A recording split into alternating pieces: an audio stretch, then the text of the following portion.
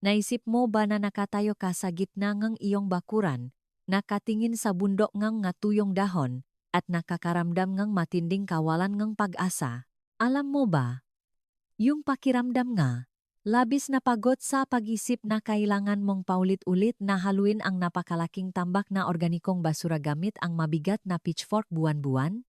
Ang pawis na bumabasa sa iyong likot, ang kirot sa iyong gulugot, para lang sa isang hungka na pangako mula sa mga tradisyonal na libro sa paghahalaman na pagkatapos ang 6 na buwan o isang taon ay makakaroon kang kaunting buhaga na kompos. Ngunit ano ang totoo? Ang totoo, pagkatapos ang lahat ng pagod at pisikal na pagsisikap na iyon, lilipas ang taglamig, darating ang tag-araw, at haharapin mo pa rin ang parehong mahaba, kupas na mga dahon mas basa at mas mabigat lang. Habang ikaw ay desperado, ang mga korporasyon ng agrikultura na gumagawa ng kemikal ay nakangiti ng mapanalo, naglalabas sila ng mamahaling industrial microbial ferments, mga kemikal na pampabilis ng agnas, at nililinlang tayo na kung walang interbensyon mula sa walang kaluluwang laboratorio, ang ating lupa ay mananatiling mahirap at naubos. Maligayang pagdating sa aming channel, Agrikultura Walang Gastos. Ngayon, kasama mo akong sisirain ang kurtina ng panlilinlang ng $1 bilyon na industriyang iyon. Ibibigay ko sa iyo ang isang sinaunang ekologikal na sandata, isang nawawalang sikreto na minsang brutal na sinupil. Isipin ang ganitong senaryo. Lumabas ka sa iyong likod bahay, dahan-dahan, tinatamasa ang mainit na sikat nga araw sa umaga, at nalalanghap ang pamilyar na amoy ng lupa. May hawak kang gawang bahay na solusyon mula sa matira-tirang sangkap sa kusina at ibubuhos mo ito sa matitigas na tambak dahon. At boom! Sa maikling panahon lamang, sa loob ngang ilang araw, ang buong bundok ngang basura ay guguho, matutunaw, at magiging isang makapal na itim na ginto. Isang napakalaking biological humus umuusok dahil sa init na nakmumula sa mga microorganism, punong sumasabok na nutrisyon upang buhayin ang bawat ugat sa iyong bakuran. Hindi na kailangan ang pagbaluktot ng likod, hindi na kailangan gumastos ng piso para sa nakakalason na kemikal. Ang lahat ng ating ginagamit ay ang dalisay na galit ng inang kalikasan mismo. Upang lubos na makabisado ang microbial magic na ito, kailangan nating iwanan ang makitit na bakuran at pumasok sa libu-libong taong gulang na mga pristine forest. Ipikit ang iyong mga mata at isipin ang mga napakalaking puno. Bawat taglagas, milyon-milyong tonelada ng mga dahon ang nalalagas sa lupa. Ang gatuyong dahon ay bumabalot sa sahig gubat bilang isang makapal na alpombra. Ngunit mayroon bang sinuman sa gubat ang gumagamit ng pala para alisin ang nga dahon? Mayroon bang sinuman ang nagdadala ng mamahaling plastik na compost bin upang imbakin ang nga ito? At siguradong walang hayop na bibili ngang butengang chemical decomposer upang ibuhos sa mga ugat ng puno. Ang kalikasan, sa kanyang lubos na karunungan, ay nakapagbuo ng isang orkestra ng microorganism na napakaganit at nakakatakot na perpekto. Ang nga dinakikitang indigenous microorganism na ito ay tahimik na gumagana sa madilim at mamasa-masang lilim ng sahig ng gubat. Naglalabas ng manatural na enzyme upang kainin, durugin, at tunawin ang lahat ng napakalaking dami ng dahon na iyon. Ginagawa nila ang basura ng isang puno bilang masaganang pakain para sa iba pang nga puno. At ang sikreto na ibabahagi ko sa iyo ngayon ay kung paano dakpin ang masiglang microbial orchestra na iyon mula sa kalikasan at ikulong sa mga garapon ng salamin sa iyong sariling kusina. Ngunit bago ko ituro sa iyo kung paano ihanda ang elixir na ito, kailangan kong sabihin sa iyo ang tungkol sa isang lalaki na nagbayad ng napakamahal na halaga upang protektahan ang sikretong ito. Isang presyo na katumbas ng kanyang sariling kalayaan. Balikan natin ang agos ng kasaysayan at salubungin si Dr. Cho Han-kyu. Siya ang dakilang amangang kilusan ng Korean Natural Farming o mas kilala sa mundo bilang KNF. Ang kwento ni Dr. Cho ay hindi lamang isang talaan ng aham, kundi isang madamdaming epiko ng paglaban sa kapangyarihan ng industriya. Sa panahon na ang ngadambuhalang kemikal ay nagsimulang kumalat sa buong mundo, nililinlang ang mga magsasaka na kailangan nilang gumamit ng NPK, chemical fertilizers para lumaki ang mga halaman, at kailangan nilang gumamit ng weed killers para luminis ang mga hardin. Pinili ni Dr. Cho ang isang ganap na nag-isang landas. Iniwan niya ang kaginhawaan ng lungsod, nag-isa siyang naglakat sa maliblib at mapanganib na bulubundukin ng Pilipinas, tulad ng Sierra Madre. Lumuhod siya sa basang lupa. Gamit ang kanyang nga kamay upang hukayin ang bawat patong ng leaf mold, inaamoy ito at inoobserbahan ng may matalas na mga mata. Napagtanto ni Dr. Cho na ang susi sa buhay ay hindi matatakpuan sa mga pabrika ng kemikal na may amoy ng sulfur. Ang susi ay nasa puwersa ng mga indigenous microorganism, ang malilit na mandirigma na abala sa pakbuwak sa patong na hanalaklak na dahon. At sa pamamagitan ng isang henyong katalinuhan, naunawaan niya ang isang napakasimple at napakamurang formula na napakahirap paniwalaan upang mahuli, palaganapin at palakasin ang kapangyarihan ng mga microorganism na ito. Tinawag niya itong isang uri ng biological magic. At ano ang pinakadakila? Hindi niya ipinarehistro ang formula upang kumitang pera. Nagpunta siya sa bawat baryo, kumatok sa bawat bahay, at ibinahagi ito ng libre sa mga mahihirap na magsasaka na baon sa utang dahil sa gastos ng fertilizer. Ngunit alam mo, ang kabaitan minsan ay nagiging tini sa mata ng nga sakim. Nang magsimulang magkompos ang nga magsasaka, at gumawa ng sariling organic fertilizer sa bahay gamit ang kanyang formula, ang bentangam nga korporasyon ng chemical fertilizer ay bumaksak ng husto. Matinding takot ang bumalot sa kanilang mga marangyang conference room. Isang gawang bahay na likido na gawa sa bigas at gatas na nakakahalaga lamang ng ilang sentimo ang nagbabanta na sirain ang kanilang $1 bilyong na imperyong kita. Hindi ito katanggap-tanggap. Gamit ang kanilang malaking kayamanan at lihim na impluensyang pampolitika, brutal nilang sinupil si Dr. Cho. Ginamit nila ang media upang siraan siya. Tinawag ang kanyang henyong siyentipikong pananaliksik na walang kwentang salamangka, isang mapanlinlang na, anti-scientific na agrikultural na erehiya.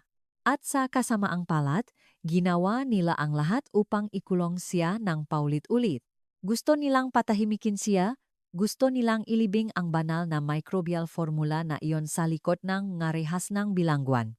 Nais nilang panatilihin ang isang mundo kung saan tayo at ikaw, ang maliliit na hardinero, ay kailangang maktiis na gumastos ng para bilhin ang kanilang masintetikong kemikal upang mapanatili ang buhay ng ating lupa. Gayunpaman, ang katotohanan ay hindi kailanman mapapatay. Sa kabilang ng banta, ang nga, magsasaka na nakatikim ng matamis na bunga mula sa sikreto ni Dr. Cho ay patuloy na palihim na ipinasa ang formula. Ginawa nila ito sa mga madidilim na sulok at namangha. Nasaksihan nila ang pinakamatitigas nilang tamba ng farm waste na biglang bumagsak. Natunaw ito at naging isang makinis na itim na putik na naglalabas ng nangalit na singangguhay na muling nabubuhay ng masigla. Hindi lamang ito composting, ito ay isang apoy ngang microorganism na kumakain ng gadahon sa bilis ng kidlat. Ngayon, dito sa aming channel, Agrikultura Walang Gastos, pararangalan natin ang inaapi na bayaning iyon. Gagawin natin ang ating bakuran na isang lihim na base ng paglaban, ibabalik natin ang ating autonomiya sa ating lupa. At ang lahat ay magsisimula sa napakasimpleng sangkap na nakatago sa iyong pantry ng iyong kusina. Huminga ng malalim dahil ang pinakadakilang sikreto ng superfast fermentation ay malapit ng ibunyag. Upang simulan ang ecological decomposition machine na ito, hindi mo kailangang magsuot ng puting lab coat o manghanda ng komplikadong test tubes. Ang kailangan mo lang ay isang ordinaryong kusina, kaunting pasensya, at pananampalataya sa magic ng kalikasan. Pumunta sa sink, kumuhang malinis na garapon ng salamin at isang dakot ng maliit na bigas. Maring ito ay regular na bigas, malagkit na bigas, o murang broken rice, basta raw na bigas, at hindi paluto. Ilagay ang bigas sa garapon, lagyan ng malinis na tubig, at simulan itong kuskusin ng mabuti at malakas gamit ang iyong nga kamay. Kuskusin hanggang ang malinaw na tubig ay unti-unting lumabo at tuluyang maging puting parang gatas. Sa puntong ito, Ang hawak mo sa iyong kamay ay hindi lamang ang murang pinagbanlawan ng bigas na karaniwan nating itinatapon sa drain araw-araw. May hawak kang super biological bait. Ang maputik na puting likido na ito ay sagana sa mga complex carbohydrate at natutuna na starch. Sa mundong microorganism, ito ay isang royal buffet, isang napakabangong pain na hindi mapigilan para sa hindi mabilang na mga wild microorganism. Alam mo ba, sa mismong sandaling humihinga ka sa hangin ng iyong kusina, sala at bakuran, mayroong bilyon-bilyong microbial spores na malayang lumulutang. Gumagala sila ng walang direksyon, naghihintay ngang pagkakataon na dumikit at dumami, at kapag inilagay mo ang maputik na garapon ng pinagbanlawan ng bigas, naglalatak kang isang perpektong bitag. Ibuhos ang mahalagang, starchy water na ito sa isang malawa na garapon ng salamin, huwag itong takpan ng mahigpit. Sa halip, mahanap ng manipis na paper towel. Maaring tissue paper o isang piraso ng breathable na tela. Takpan ang bibig ng garapon at gumamit ng rubber band upang mahigpit na itali ang mga gilid upang maiwasan ang pagpaso ng mga langaw o dumi. Pagkatapos ay ilagay ang garapon na ito sa isang nakatagong sulo, isang lugar na mainit, tahimik at madilim. Maring sa loob ng kitchen cabinet, sa ilalim ng sink, o sa isang sulok ng storage room na hindi madalas puntahan. At pagkatapos ay kalimutan mo na ito ron. Sa susunod na 2 hanggang 3 araw, isang dakilang pakikibaka para sa kaligtasan at paglawak ang magaganap sa maliit na garapon na iyon. Ang mga native microorganism na lumulutang sa hangin ay naakit sa kakit-akit na amoy ng starch at patuloy na babagsak at lulubog sa likido. Magsisimula sila ng isang wild feast. Lumalamon ang mga carbohydrate particles, dumarami at naghihiwalay ang mga sel ng napakabilis. Pansinin pagkatapos ang ilang araw kapag binuksan mo ang kitchen cabinet, agad kang babalutan ng isang napaka-espesyal na amoy. Hindi ito ang masamang amoy ng panis na pagkain, kundi isang bahagyang maasim, medyo may amoy na pinahalong malalim na amoy ng yeast at lupa sa gubat pagkatapos ng malakas na ulan. Ito ang senyales na ang iyong microbial trap ay gumana ng perpekto. Ilabas ang garapon at obserbahan ng mabuti. Makikita mo ang isang kahangahangang fenomenon na nangyayari. Ang orihinal na puting likido ay ngayon ay nahahati sa ilang malinaw na layer. Sa ilalim ay isang makapal na patong ng starch sediment, sa gitna ay isang malabong likido na may mga bula, at ang pinaka-espesyal, lumulutang sa ibabaw ay isang manipis, kulubot na microbial film na parang patong ng lumulutang na taba. Binabati kita, nakakuha kang iyong unang batch ng wild microorganism, ngunit ito ay magabagong recruit pa lamang, makahalong may kapakipakinabang na bakterya at hindi ka nais-nais na mold. Upang makabuo ang isang tunay na piling microbial army, matalim at kayang nguyain ang matigas na tuyong dahon, kailangan nating dumaan sa isang brutal na proseso ang paglilinis. At dito magsisimula ang pangalawang turning point. Mahandang ang pangalawang garapon ng salamin, mas malaki, mas malinis. Ang formula sa yuktong ito ay nangangailangan ng ganap na katumpakan. Kumuhang isang bahagi ng fermented rice water, maingat na alisin ang pelikula sa ibabaw at ibuhos sa malaking garapon. Pagkatapos ay magdagdag ng 10 bahagi ng full-fat fresh milk dito. O hindi ka nakamali, 10 bahagi ng gatas para sa isang bahagi ng tubig ng bigas. Ang kombinasyong ito ay tila kakaiba ngunit ito musika, ay isang henyo ng biological screening process. Ang fresh milk na may mataas na nilalaman ng lactose, protein at fat ay hindi lamang isang bagong mapakukunan ng pagkain. Ito ay nagsisilbing isang nakamamatay na biological filter, ang pinakamalupit na arena ng kamatayan na nakita ng mundo ng microorganism. Kapag ibinuhos mo ang gatas sa fermented rice water jar, pinapagana mo ang isang selective microbial explosion. Sa milyon-milyong uring ng miscellaneous bacteria na kakalabas mo lang sa hangin, isa lamang uring ng microorganism ang may sapat na lakas upang mabuhay at lumago ng sumasabog sa siksik na kapaligiran ng gatas na ito. Ito ang lactic acid bacteria o kilala rin bilang LAB. Ito ang mabigat na biological cutting machines ng kalikasan. Ang mahahalagang pinagmumulan nga enerhiya na napakalupit, dalubhasa sa paghihiwa-hiwalay ng matitigas na carbon bonds kang matigas na dry leaf fibers. Gustong-gusto nila ang laktose sa gatas.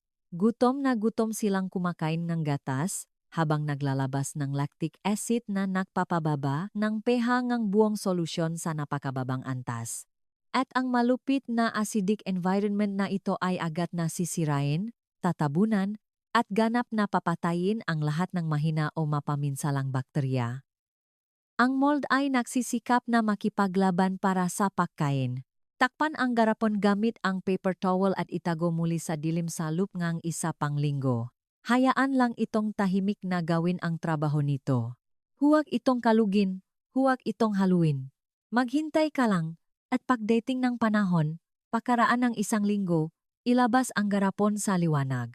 Isang kamanghamanghang tanawin ang lilitaw sa iyong harapan.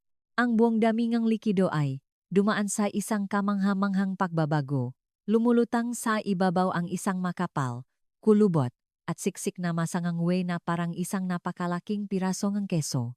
At tahimik na nakahiga sa ilalim ng kulubot na patong na iyon ay isang malinaw na layer ng likido na kumikinang sa isang napakagandang kulay ng ginto na parang pulot pukyutan.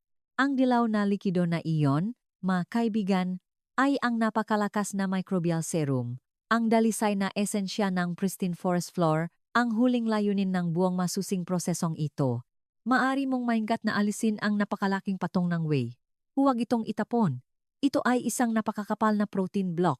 Maari mo itong ibigay sa iyong nga manok na nakakalkal, sa bakuran o hukayin ang isang mababaw na butas at ilibing ito sa lupa bilang isang premium fertilizer.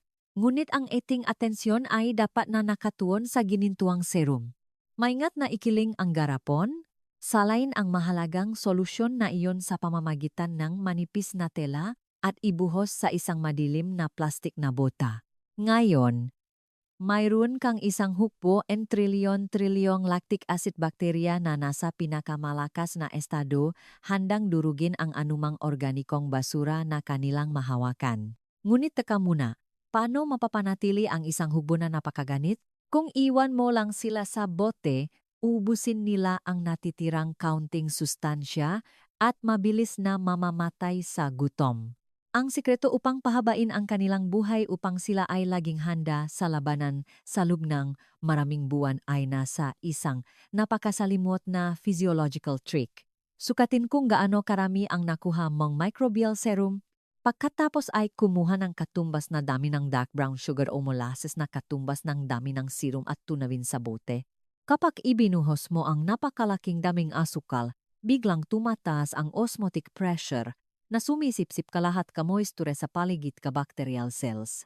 Para sa pagtatanggol sa sarili, agad na itinigil ng mga voracious microorganism na ito ang lahat ng metabolic activity na kukumpulan, lumilikhang isang napakatatag na proteksyon na membrane sa paligid ng kanilang sarili at lumubog sa isang malalim na estado NG hibernation. Ang malapot, maitim na likido na may bahagyang amoy ngang pulot pukyutan at mamasa-masang lupa na hawak mo ngayon sa iyong kamay. Maari na itong manatili ng matiyaga sa istante sa storage room sa loob ng 6 na buwan o kahit isang taon nang hindi nababawasan ang lakas. Ito ay parang mamahalagang espada na maingat na binalutan, nahihintay lamang ng sandali upang ilabas at lumahok sa pinakamalupit na pagpatay sa matuyong dahon. At sa susunod na bahagi, ipapakita ko sa iyo kung paano gisingin ang uhaw sa dugo na hukbo na ito mula sa hibernation at ang kanilang nakakatakot na kapangyarihan sa pinakamatitigas na tambak ng basura sa bakuran. Nakahanda ka na sa iyong pinakahuling microbial weapon. Hawak mo ang kapangyarihan ng trilyon-trilyong hibernating lactic acid bacteria. Ngunit ang isang dakilang hukbo ay magiging walang silbi kung walang commander na marunong mag-deploy sa kanila. At ang pinakamalaking pagkakamali? Ang pagkakamali na nagpahina ng loop sa hindi mabilang na mga hardinero ay ang pagmamadali. Isipin na mayroon kang biological bomb. Kung itatapon mo lang ito sa tambak ng dahon ng walang fuse, hindi ito sasabog. Ang malapot na itim na likido na may bahagyang amoy ng asukal at mamasa-masang lupa na hawak mo sa plastik na bote. Ito ay napakasiksik. napakasiksik. Kung direktang ibubuhos mo ang concentrated solution na ito sa tambak ng basura sa bakuran, ang sobrang taas na osmotic concentration ay magiging sanhi upang ang bakterya ay manatiling nakulong sa hibernation. O mas masahol pa, mamamatay sila sa environmental shock. Ang maliliit na nilalang na ito ay nangangailangan ng banayat, mayos na pagtulak, isang banayat na tawag sa pagising upang simulan ang kanilang voracious attack. Simulan natin ang proseso ng paggising. Kumuha ng isang kutsara. Isang kutsara lamang ng iyong concentrated microbial solution. Magugulat ka sa kakaunting dami na ginamit. Ngunit tandaan, tayo ay nagtatrabaho sa buhay sa microscopic level, kung saan ang isang pata ng tubig ay naglalaman ng isang buong universe. At tunawin ang isang kutsara ng microbial solution na ito sa isang galon ng malinis na tubig, mangga 4 na litro ng tubig. Isang napakahalagang tala dito, pinakamainam na gumamit ng tubig ulan. Kung kailangan mong gumamit ng tubig mula sa gripo, ibuhos ang tubig sa isang balde at iwanan sa labas magdamag. Alam mo ba kung bakit? Dahil ang chlorine at fluoride sa tubig nagigripo, siyudad ay lason na pumapatay sa bakterya. Ang pagpapalamig ng tubig magdamag ay makakatulong upang ang mga malakas na kemikal na panlinis ay maglaho. Lumilikhang isang ganap na ligtas na kapaligiran para sa mga microorganism. Kapag tinunaw mo ang microbial solution sa tubig, ang pagbabanto libu-libong beses ay hindi para makatipid. Hindi, ito ay isang sadyang mechanical shock. Sinisira nito ang hibernation na sanhi ng osmotic pressure ng asukal. Ito ay parang sirena na sumisira sa katahimikan ang gabi. Ngayon, kunin ang balding gising na microbial water, lumabas sa likod bahay at harapin ang iyong mataas na tambak ng tuyong dahon. Gumamit ngang watering can upang basain ang bawat patong ng dahon gamit ang halo na ito. Kung ang tambak ng dahon ay masyadong makapal, manipis ang mangga ito, diligin ang isang patong, pagkatapos ay takpan ng isa pang patong at diligin muli. Ang layunin mo ay siguraduhin na ang bawat dahon, bawat tuyong sanga ay nababalutan ng basa-basang microbial cloak. Ngunit mag-ingat, ang halumikmik ang susi ngunit ang pakabasa ay kalamidad. Gusto mong ang tambak dahon ay mamasa-masa parang isang sponge na piniga, hindi basa parang latian. Kung masyadong maraming tubig, ang compost pile ay mawawalan ng oxygen. Lilipat ito sa anaerobic decomposition process at mangangamoy ito ng napakabaho sa halip na amoy ng sariwang lupa sa gubat. Ipikit ang iyong mga mata at isipin kung ano ang nangyayari sa loob ng tambak ng dahon. Kakalabas mo lang na nabalutan ang libu-libong patong ng matitigas na plant cell walls ng isang hugbongang nga voracious microorganism na nagpupuyos sa gutom. Kumapit sila ng mahigpit sa ibabaw ng dahon, nagsisimulang maglabas ng mamalakas na decomposing enzyme, ngumunguya, at sinisira ang pinakamatitigas na lignin at cellulose bonds. Pagkatapos mong lubusang ibabad ang lahat ng organikong basura gamit ang mahalagang elixir na ito, may huling hakbang, isang mahalagang operasyon na magdedetermina sa tagumpay o kabiguan ng buong kampanya ngang pagbuburo.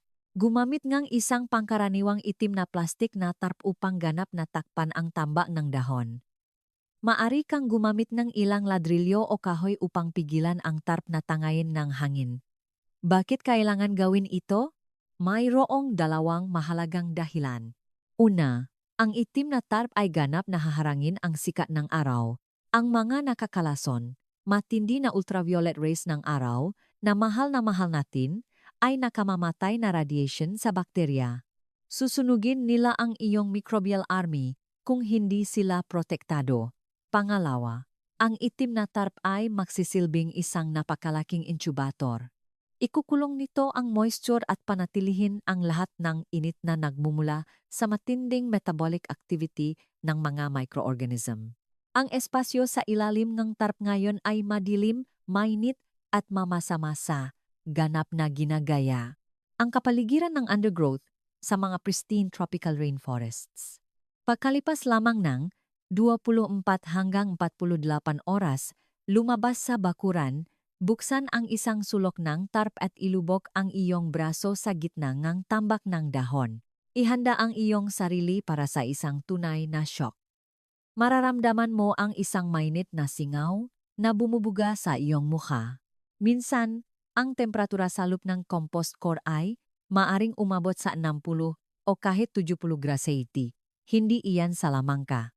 Iyan ang pisikal na init na nagmumula sa pagsabog nege populasyon, nege bilyong-bilyong di nakikitang nilalang na balif na sinisira ang carbon bonds. Ang init na iyan ay napakatindi kaya ganap nitong papatayin ang anumang patogen. Anumang witsits na aksidenteng nahalo sa basura. Sa pagtingin sa dumadagundong na masangang bagay na patuloy na bumababa at nakbabago ngang kulay araw-araw, matutuklasan mo ang isang malalim na katotohanan. Hindi ka na isang pasibong hardinero na araw-araw ay nababalisa sa mabagal at matagal na pagkabulok. Hindi ka na biktima ng biological laziness. Ngayon, ikaw ay isang matapang na conductor na nagwiwisik ng baton sa isang pinakadakila, pinakamalupit, ngunit pinakamaganda rin na decomposition symphony ng kalikasan sa iyong sariling bakuran. Ngunit tandaan na hindi ito isang-isang beses na pangyayari na nagtatapos. Tulad ng apoy na nangangailangan ng oksigen upang manatiling nasusunog, ang iyong microbial army ay nangangailangan din ng pangangalaga. Pagkatapos nga 3 hanggang 4 na araw, kapag muli mong sinuri, ang tambak ngang dahon ay lubos na bababa. Ito ang oras na kailangan mong gumawa ngang kaunting interbensyon. Gumamit ngang pala o pitchfork upang baliktarin ang tambak ngang dahon.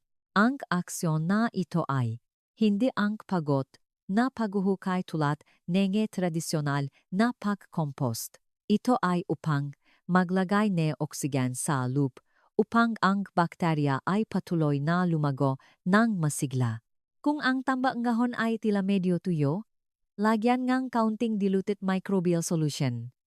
Kung ang tambak ngang dahon ay masyadong basa, magdagdag ngang kaunting tuyong dayami o sawdust upang masipsip ang labis na tubig.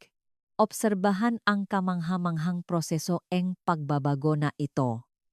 Ang matuyong dahon na minsang matigas ay ngayon ay malambot, naghihiwalay sa maliliit na piraso na may makintab na itim na kulay ngang mayabong na topsoil. Ang orihinal na maasim na amoy ay unti-unting nawawala, na pinalitan ng isang malalim na amoy ng pristine forest floor pagkatapos ng ulan. Sa puntong ito, ganap mong nakabisado ang sining ng superfast ecological composting. Isang nawawalang sikreto na minsang nalibing ng kasakiman ng industriya. Nailabas mo ang walang hanggang kapangyarihan ng kalikasan sa iyong sariling bakuran. Hindi ka na umasa sa mamahaling chemical bottles, hindi na gumagasta ng oras at enerhiya sa outdated composting methods. Dalhin ang itim na ginto na ito at ilagay sa iyong bakuran. Ikalat ito sa ilalim ng mga fruit trees, ilibing ito sa mga gulay, ilagay bilang base fertilizer para sa mga flower beds na naghihintay ng araw upang mamulaklak. Ang mga ugat na halaman ay sabik na lalabas, hihigop na sumasabok na mapagkukunan na nutrisyon na ito at magbibigay sa iyo nga masaganang ani, matatamis na prutas at ang pinakamatingkat na mga bulaklak. Ang paglalakbay upang matuklasan ang nga sikreto ang kalikasan musika ay isang walang katapusang paglalakbay.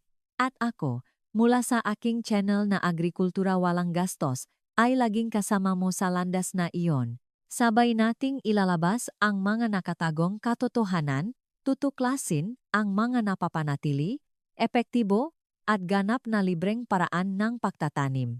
Huwag hayaang huminto ang sikretong ito sa iyong bakuran lamang. Ibahagi ang video na ito sa iyong mga minamahal, sa mga nagpupumilit din sa paghahalaman. Pindutin ang subscribe button at ion ang notification bell upang hindi makaligtaan ang mga susunod na video. Mag-iwan ng komento sa ibaba, ibahagi ang iyong mga tanong, pagdududa, o ang mga kamanghamanghang resulta na iyong nakamit pagkatapos gamitin ang pamamaraang ito. Magkasama, bubuo tayo ng isang komunidad ng matatalino, mahilig sa kalikasan, at self-sufficient na mahardinero. Babalik ako sa masusunod na video na may mas nakakagulat na masikreto. Hanggang nun, nawai makaroon kang isang laging luntian na hardin, masaganang kalusugan, at isang pusong laging puno ngang pagmamahal sa inang lupa. Paalam at hanggang sa muli. Konklusyon. Ang paglalakbay sa pagtuklas ng kapangyarihan ng natural farming ay hindi lamang tungkol sa pagtsompos ng dahon. Ito ay isang paglalakbay tungo sa pagbawi ng ating autonomiya sa lupa at pagyakap sa mga sinaunang kaalaman ng kalikasan. Sa pamamagitan ng paggamit ng nga simplang sangkap at proseso, maari nating baguhin ang basura sa mahalagang yaman, nagbibigay buhay sa ating mga hardin, at nakpapalaya sa atin mula sa pagdepende sa mamahaling kemikal. Ipagpatuloy natin ang paggalugad, pagkatuto, at pagbabahagingang nga kaalamang ito upang lumihangang isang mas luntiang kinabukasan. Salamat sa iyong oras at pagsuporta sa aming channel, Agrikultura Walang Gastos.